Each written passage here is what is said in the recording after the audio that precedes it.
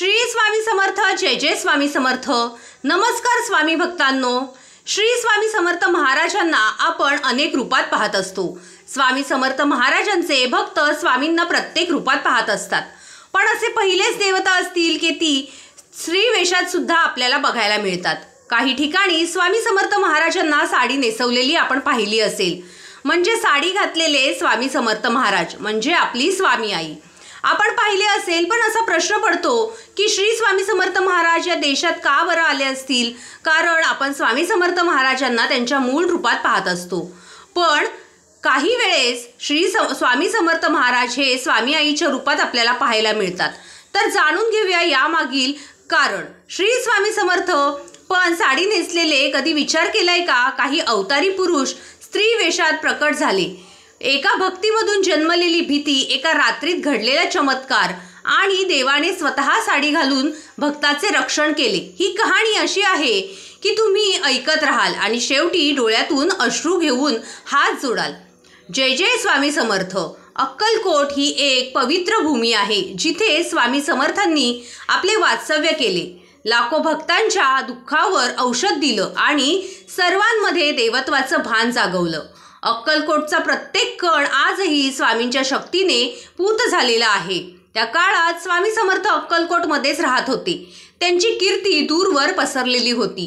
त्यांच्याकडे दररोज हजारो भक्त दर्शनासाठी येत होते. त्यांचं बोलणं, त्यांचा कटाक्ष, त्यांच्या लीलांमध्ये भक्तांना अनुभव यायचा की हे फक्त संन्यासी नाहीत, हे साक्षात श्री दत्तात्रय महाराज आहेत. अशाच भक्तांपैकी एक होती गौरीबाई. ती एक विधवा, साधी पण अत्यंत श्रद्धाळू बाई होती.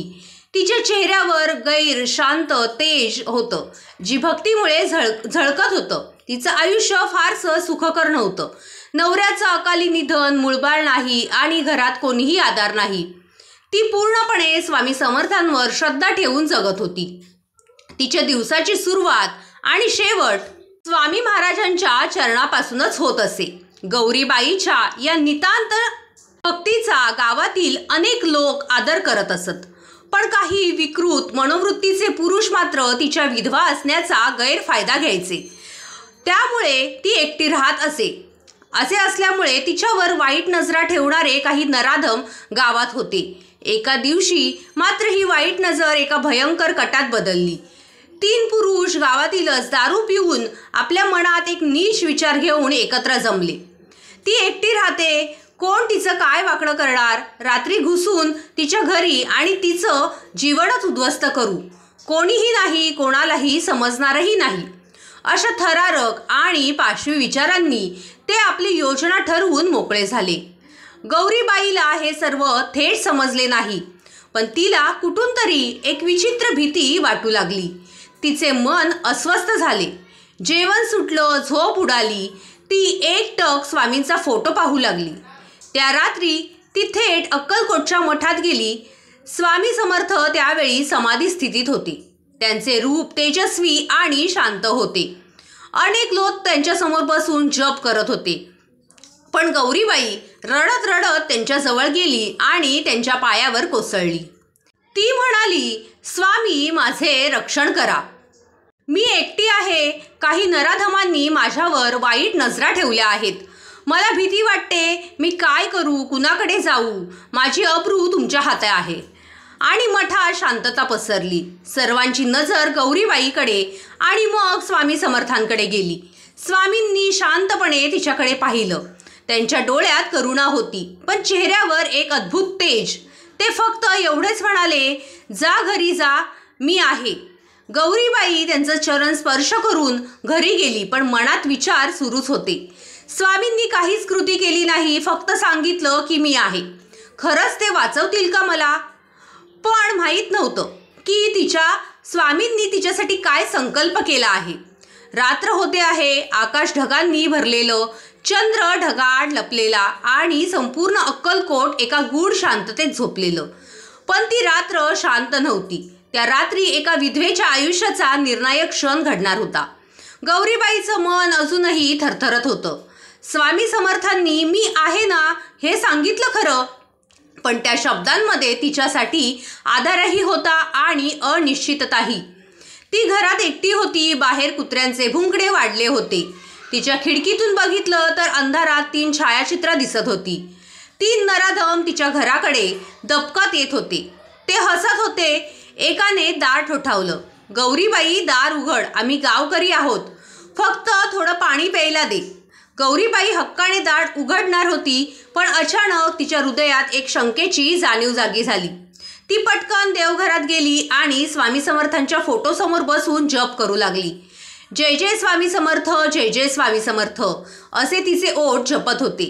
तेवढ्या दरवाजावर जोरजोरात ठोके वाजू लागले. ते धक्के इतके शक्तिशाली होते की दरवाजाचे झाकण उसकून जाईल असं वाटू लागलं. गौरीबाई थरथरत उभी राहिली आणि अचानक तिच्या नजरेसमोर एक तेजस्वी प्रकाश प्रकट झाला आणि काही क्षणातच तिच्यासमोर एक साडी नेसलेली तेजस्वी स्त्री रूपातील आकृती उभी होती. डोळ्यात रौद्र भाव, केस सुटलेले, हातात त्रिशूळासारखी काठी. ती आकृती काही साधी स्त्री नव्हती. ती होती साक्षात श्री स्वामी समर्थ महाराज. स्वतः त्या दिवशी, त्या भयावह रात्री स्वामी समर्थांनी स्वतः साडी नेसून स्त्री रूपात अवतार घेतला होता. फक्त गौरीबाईच्या रक्षणासाठी दार उघडलं. त्या 3 नराधमांनी जे पाहिलं त्याने त्यांच्या भीतीने थरथर सुरू झाली. दारात उभी होती एक साडीतील स्त्री, पण चेहऱ्यावर भयानक तेज.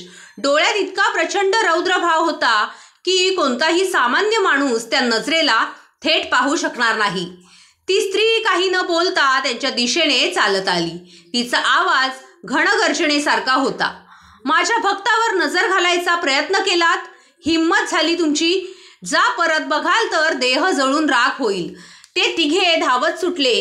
काहींनी सांगितलं की ते थेट गावाबाहेर जाऊन बेहोश झाले. कोणीतरी तर पुन्हा बघितलेच नाही. गौरीबाई त्यावेळेस मूर्छित झाली. पण सकाळी शुद्धीवर येताच तिने आपल्या घरात स्वामी समर्थांचा अत्तराचा सुगंध आणि त्यांचा साडीतील फोटो दिसल्याचा अनुभव सगळ्यांना सांगितला. हे सर्व काही स्वामींच्या चमत्कारी लीलांचा भाग होता. गावात दुसऱ्या दिवशी बातमी पसरली. स्वामींनी साडी नेसली, स्वतः स्त्री रूपात प्रकट झाले. त्यांनी एका विधवेचे रक्षण केले. लोकांनी त्या घराला पूज्यस्थान मानायला सुरुवात केली. गौरीबाईने त्यानंतर आयुष्यभर त्या साडीतील स्वरूपाची पूजा केली. ती म्हणायची, तेव्हा मला देव आईच्या रूपात भेटले म्हणून मला भीती राहिली नाही. सकाळ झाली. अक्कलकोटच्या गल्ल्यांमध्ये एकच चर्चा होती. स्वामी साडी नेसले होते. त्यांनी एका विधवेचं रक्षण केलं. काहींनी सांगितलं, माझ्या मित्राने त्या रात्री उजेड पाहिला, माझ्या आजोबांना सुगंधी वारा जाणवला, त्या घरातून चमत्कारिक प्रकाश निघाला. गौरीबाई आता पुन्हा मठात आली. डोळ्यात कृतज्ञतेचे अश्रू, ओठावर जप आणि उरात विश्वास. स्वामी माझे आहेत. ती स्वामींच्या पायावर लोळण घेत म्हणाली, स्वामी तुमचं ऋण कसं फेडू? तुम्ही आईसारखं माझं रक्षण केलं. माझं जीवन तुमचं आहे. स्वामी शांतपणे हसले आणि त्यांनी जे उत्तर दिलं ते आजही अक्कलकोटात भक्तांनी पाषाणात कोरून ठेवलेलं आहे. माझ्या भक्तासाठी मी कोणतंही रूप घेईन. पुरुष, स्त्री, पशुपक्षी, भक्ताच्या संकटात मी त्याच्या पुढे उभा असेन. अग्नीसारखा. त्यांच्या या वाक्याने मठात निश्चित शांतता पसरली. कारण देव स्वतः म्हणत होता, माझं रूप भक्ताच्या रक्षणासाठी आहे. त्या दिवसापासून अक्कलकोटात स्वामींच्या साडीतील रूपाची पूजा सुरू झाली. लोकांनी ते रूप स्वीकारलं आणि त्यात शक्तीचं, मायेचं आणि रक्षणाचं दर्शन केलं. साडी म्हणजे फक्त वस्त्र नव्हे, साडी ही स्त्रीत्वाची ओळख आहे. साडी ही मायेचं रूप आहे. साडी म्हणजे त्याग, सेवा आणि रक्षण. स्वामींनी जेव्हा साडी नेसली तेव्हा ते कोणत्याही अहंकाराविना फक्त भक्ताच्या रक्षणासाठी समर्पित झाले.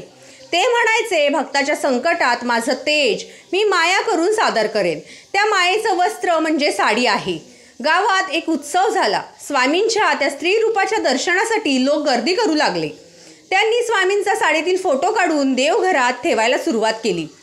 गौरीबाईसारख्या अनेक विधवा स्त्रियांनी ते रूप आपल्या आईसारखं मानायला सुरुवात केली. एकदा तर एका स्त्रीने भावपूर्ण शब्दात असं म्हटलं, आई गेली पण स्वामी आई बनून आले. त्या स्त्री वेशातून स्वामी काय शिकवून गेले? स्वामी समर्थांचा हा स्त्री वेश तो फक्त एक रूप नव्हतं, ती एक शिकवण होती. एक देवाला रूप नसतं, भक्ताला श्रद्धा हवी. 2 अहंकाराचा त्याग म्हणजे संन्यास.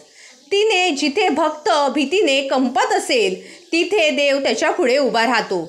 चार स्त्रीवेश हे कमकुवतपणाचं नव्हे, ते शक्तीचं मूर्त स्वरूप आहे. आईच्या रक्षणासारखं कोणतंच ते जगात नाही आणि तेच स्वामींनी नेसलं. त्या दिवसाने भक्तीचं परिमाण बदललं. स्वामी समर्थ महाराज हे सर्वात्मा आहेत हे सिद्ध झालं. स्वामी समर्थांचा साडीतील फोटो म्हणजे कोणत्याही संकटात भक्ताच्या पाठीशी उभं राहिलेलं तेजस्वी रूप. हे केवळ चित्र नाही, हे आहे त्यामागचं रक्षणाचं, भक्तीचं आणि मायळूपणाचं सजीव दर्शन. स्वामी समर्थ साडी का घालतात या प्रश्नाचं उत्तर आत्तापर्यंतच्या अध्यायामध्ये आपण अनुभवलं असेल. भक्ताच्या रक्षणासाठी, त्यागासाठी आणि प्रेमासाठी त्यांनी ते रूप घेतलं. पण ही कथा इथे संपत नाही, ती इथे सुरू होते. एका अंतर्मनाच्या प्रवासाला अहंकार का टाकला? त्यांनी स्वामी समर्थ हे परब्रह्म मानले जातात. ज्यांना शरीर नाही, रूप नाही, काळ नाही. मग त्यांनी स्त्री वेश का घेतला? कारण ते अहंकाराचं संपूर्ण विसर्जन होतं. ते म्हणायचे, जेव्हा मी साडी नेसतो तेव्हा मी देहभान मोडतो. मी भक्तासाठी आई होतो, बहीण होतो, पत्नी होतो. कारण भक्ताला देव नको, त्याला आधार हवा आहे. देव पुरुष आहे की स्त्री हा प्रश्नच निरर्थक आहे. स्वामी समर्थांनी सिद्ध केलं, देव भक्तासाठी रूप घेतो. भक्तीचं रूप म्हणून त्यांनी दत्त म्हणून त्रिमुख घेतलं, राम म्हणून मर्यादा घेतली, कृष्ण म्हणून लीला घेतली आणि अक्कलकोट स्वामी म्हणून साडी नेसली. ती साडी केवळ कापड नव्हती, ती होती मायेचं वस्त्र. त्या साडीने एका स्त्रीची अब्रू वाचवली होती. त्या साडीने हजारो संकटांपासून भक्ताचे रक्षण केले आणि त्या साडीतील फोटोने लाखो मनांना श्रद्धेचा आधार दिला. गौरीबाईचं आयुष्य बदललं, पण तिच्यासारख्या हजारोंचं नशीबही बदललं, फक्त त्या साडीतील रूपामुळे. भक्तांचे स्वामींना पत्र. स्वामी, तुम्ही आमच्या बापासारखे आहात, पण त्या साडीमध्ये तुम्ही आम्हाला आईसारखे दिसता. आम्ही चुकतो, कोसळतो, तरी तुमचं रूप आमचं रक्षण करतं. ती साडी आमच्यासाठी कवच आहे, कारण त्या साडीच्या घडीत माया दडलेली आहे आणि आशीर्वाद लपलेले आहेत. भक्तांनो, ही कथा तुम्हाला आवडली असेल तर व्हिडिओला लाईक करून हा व्हिडिओ इतर स्वामी भक्तांसोबत शेअर करायला विसरू नका. व्हिडिओ शेवटपर्यंत पाहिल्याबद्दल मनापासून धन्यवाद. श्री स्वामी समर्थ.